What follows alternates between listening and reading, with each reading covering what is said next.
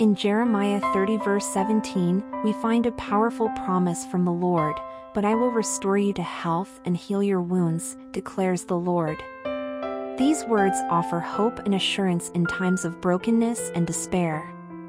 God acknowledges our pain and suffering, and He promises healing and restoration. Just as a skilled physician tends to a wounded body, our Heavenly Father tends to our wounded hearts and spirits.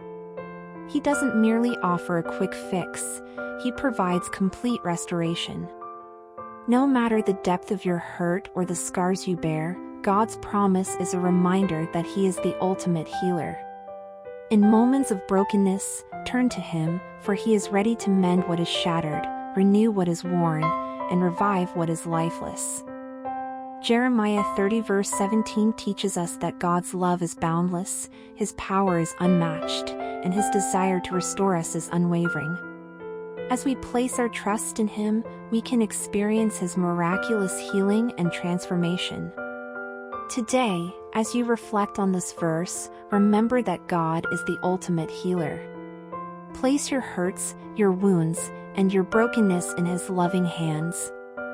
He stands ready to restore your health, your joy, and your life.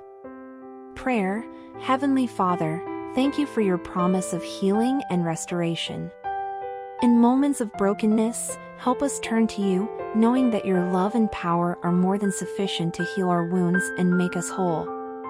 We place our trust in You, the ultimate healer. In Jesus' name, we pray. Amen.